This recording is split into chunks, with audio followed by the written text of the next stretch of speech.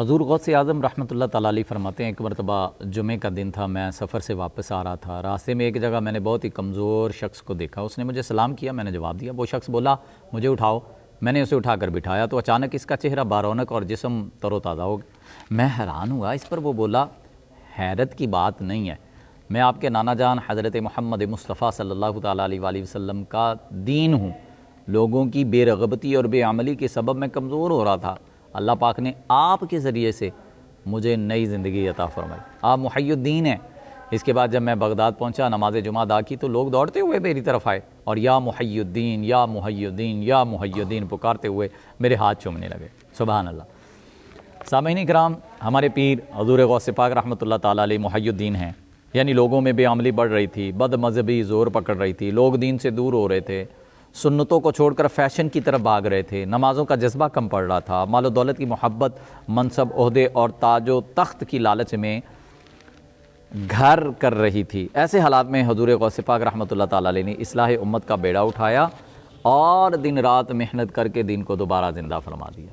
پیارے اسلامی بھائی، حضور غوث پاک رحمۃ اللہ تعالیٰ علیہ کی برکت سے لاکھوں کروڑوں لوگوں کی اصلاح ہوئی، چورائے توبہ کر کے ولایت کے بلند درجے پر پہنچے، شرابی، بے حیا، بد اخلاق، گمراہ، بد مذہب، یہاں تک کہ غیر مسلم بھی آپ کے ہاتھ مبارک پر کلمہ پڑھ کر مسلمان ہوا کرتے تھے۔ کسی عاشق غوث اعظم نے لکھا، مفہوم ہے، آپ رحمۃ اللہ تعالیٰ علیہ کے آنے سے رحمت کے بادلوں نے سیراب کر دیا اور عراق شہر سر سبز ہو گیا اور گمراہی جاتی رہی اور ہدایت ظاہر ہو گئی۔ حضرت ابو حسن قواس رحمۃ اللہ تعالیٰ علیہ فرماتے ہیں، ایک روز میں اور میرے ساتھ بہت سارے لوگ حضور غوث پاک رحمۃ اللہ تعالیٰ علیہ کی زیارت کے لیے روانہ ہوئے۔ ہم سب اپنی مشکلات اور پریشانیوں کے حل سلیوشن کے لیے دعا کروانے کا ارادہ رکھتے تھے۔ راستے میں اور لوگ بھی ہمارے ساتھ مل گئے، ان میں ایک لڑکا تھا، میں اسے جانتا تھا، یہ بہت گھٹیا اخلاق والا، اکثر ناپاک رہتا تھا۔ خیر، ہم سب بارگاہ غوثیت کی طرف جا رہے تھے کہ اتفاق سے حضور غوث پاک رحمۃ اللہ تعالیٰ علیہ سے راستے ہی میں ملاقات ہو گئی۔ ہم سب نے آگے بڑھ کر سلام کیا اور ایک ایک کر کے آپ کے ہاتھ مبارکہ کو بوسہ دینے لگے۔ وہ لڑکا جس کے اخلاق اچھے نہیں تھے، جب وہ حضور غوث پاک رحمۃ اللہ تعالیٰ علیہ کے ہاتھ مبارک کو بوسہ دینے لگا، بوسہ دینے کے لیے جب آگے بڑھا تو حضور غوث پاک رحمۃ اللہ تعالیٰ نے اپنا ہاتھ مبارک اٹھا لیا، پھر ایک نظر اس لڑکے کی طرف دیکھا، سرکار غوث پاک رحمۃ اللہ تعالیٰ علیہ کی نگاہ مبارک کتاب نہ لاتے ہوئے وہ لڑکا بے ہوش ہو کر گر پڑا۔ جب اسے ہوش آیا تو اس نے فوراً ہی اپنے برے اخلاق سے توبہ کی، پھر غوث پاک رحمۃ اللہ تعالیٰ علیہ نے اس سے ہاتھ ملایا۔ شیخ ابو الحسن قرشی رحمۃ اللہ تعالیٰ علیہ فرماتے ہیں 559 ہجری کا واقعہ ہے کہ بد مذہبوں کی بڑی جماعت حضور غوث پاک رحمۃ اللہ تعالیٰ علیہ کی خدمت میں حاضر ہوئی۔ ان کے پاس 2 ٹوکرے تھے جن کا منہ بند تھا۔ ان بد مذہبوں نے سرکار غوث پاک رحمۃ اللہ تعالیٰ علیہ سے پوچھا، بتائیے ان ٹوکروں میں کیا ہے؟ حضور غوث پاک رحمۃ اللہ تعالیٰ علیہ نے اپنی بصیرت یعنی باطنی نگاہ دل کے نور سے جان لیا اور ایک ٹوکرے پر ہاتھ رکھ کر فرمایا، اس میں ایک معذور بچہ ہے۔ پھر آپ رحمۃ اللہ تعالیٰ علیہ نے اپنے شہزادے حضرت عبد الرزاق رحمۃ اللہ تعالیٰ علیہ سے فرمایا، اس ٹوکرے کا منہ کھولو۔ ٹوکرے کا منہ کھولا گیا تو اس میں واقعی معذور بچہ تھا۔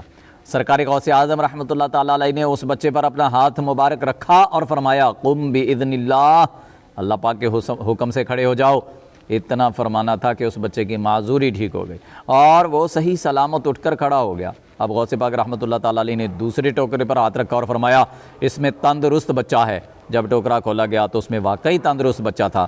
شہنشاہ بغداد حضور غوث پاک رحمۃ اللہ تعالی علیہ کی یہ زندہ کرامت دیکھ کر ان تمام بد مذہبوں نے اپنے برے عقائد سے توبہ کی اور سچے عاشقان رسول بن گئے۔